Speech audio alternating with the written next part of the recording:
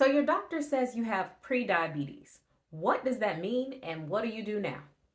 That's the topic for today's video. I am the physician Gardner, your board certified internal medicine and lifestyle medicine physician, and let's get into it. So, pre-diabetes, how is that defined? Either by a glucose tolerance test or an A1C, or a random blood sugar that's pretty high. Um, so, no, people rarely do glucose tolerance tests unless you're pregnant. So I'm just gonna not talk about that. If your fasting blood sugar is greater than 126, then you likely have prediabetes. If you have an A1C that is between 5.7 and 6.4, that is defined as prediabetes. Less than 5.7 is normal. Anything greater than 6.4 is diabetes.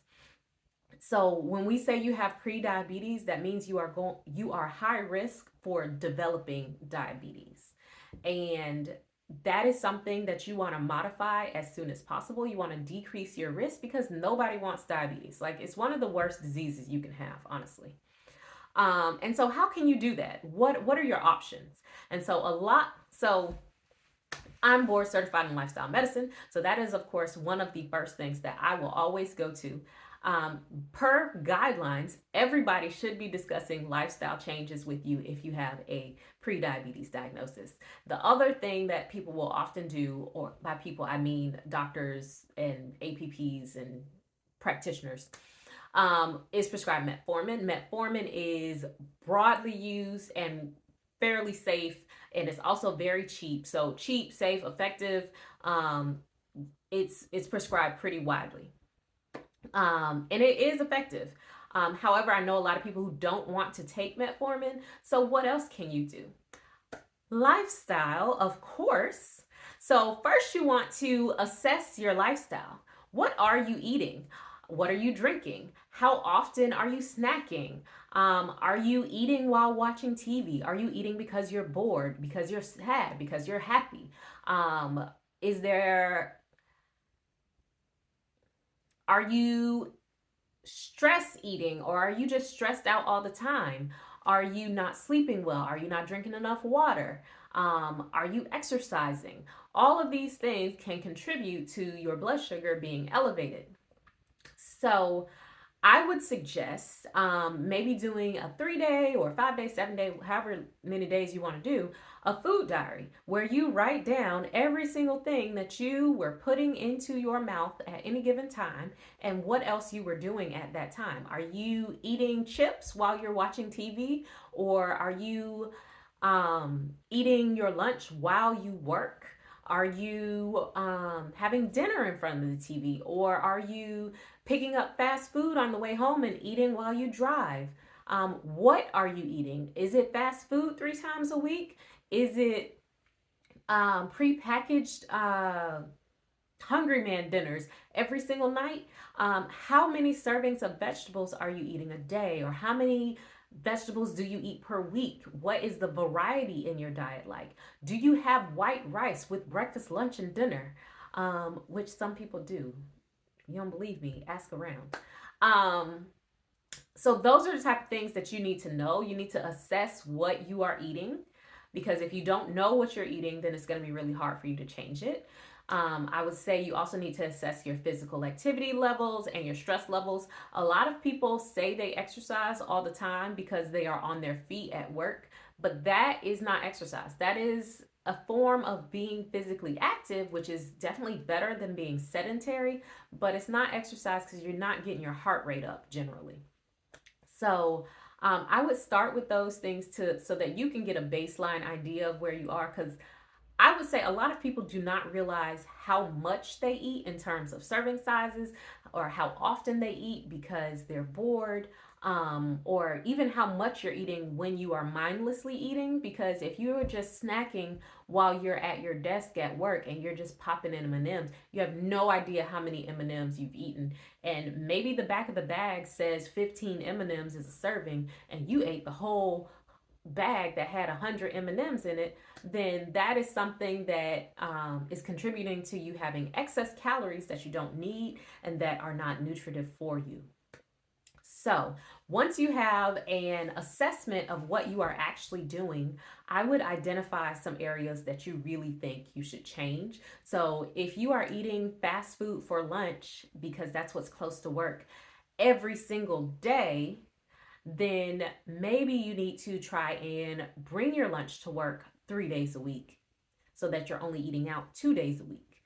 Or maybe when you go to eat out, you, instead of getting a burger and fries, you get a burger, or you get, let's see, I was gonna say a burger with no bun and a side salad, but maybe you do the grilled chicken with the salad, or maybe you get the apple slices instead of the fries.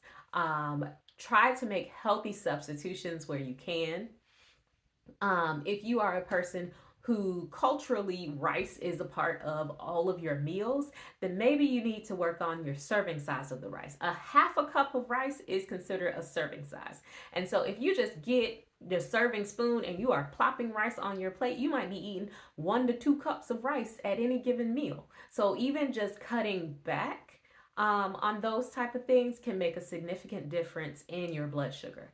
You also want to check on your vegetables. A lot of people do not eat vegetables, and I already have a video with my little rant about vegetables, but I would definitely say that if you are a person who eats vegetables, or you say you love vegetables, but you only eat them a couple of times a week or a couple of times a month, then I want you to express your love of vegetables a little bit better and maybe give them some love every day. Start out with maybe just doing one vegetable a day and one fruit a day, and then build yourself up, because you should be eating 2 to 3 servings of fruit a day and anywhere from 3 to 6 servings of vegetables a day, depending on, your size, your calorie intake, blah, blah, blah, blah, blah. So a lot of people aren't hitting that at all. So maybe just start with one and build yourself up until you get to whatever your goals are, whatever goals you set for yourself or that you set with your doctor. Um, another thing Another common practice when you have prediabetes is to be counseled to avoid white foods. There are very few things in nature that are naturally white.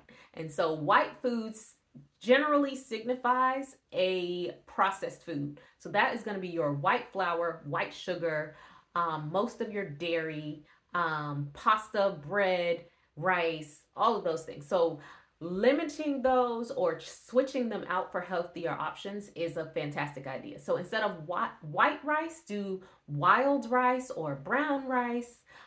Instead of white bread, you can do whole grain bread, multigrain, sourdough, those type of things, or sprouted bread like Ezekiel bread or something like that.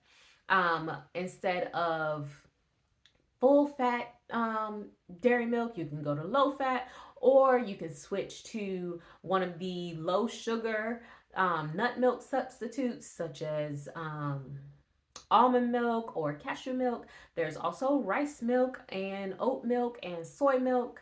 But make sure you are choosing low sugar varieties if you do that, because the sugar that you are supposed to limit in your diet when you're eliminating white foods is not just table sugar, it's the added sugars that are in foods. So you have to read all your labels to see what has added sugar and limit that. You're only supposed to have 25 grams of added sugar a day, and majority of people are eating like 100+ grams of added sugar a day. It's really crazy, but it's hidden in all of the foods. And so that's something you want to assess for yourself. When you're doing your assessment, are you eating yogurt for breakfast thinking that it's healthy, but the yogurt that you choose is actually a yogurt that has 17 grams of sugar in one little cup? If so, you might want to switch to a healthier yogurt, like a low fat Greek yogurt probably only has 5 grams of sugar, but it has 10 grams of protein. So if the protein is higher than the sugar, then generally that's a pretty good balance. But oftentimes you'll have double the sugar and half the protein, and you're looking like, I don't know. Or if you have double the sugar but half the protein, or double the amount of sugar that you do protein, then that is likely not sitting well with your body and is contributing to why you are gaining weight or you feel like you eat healthy but aren't losing any weight. Let's see, what are the other substitutions you can make?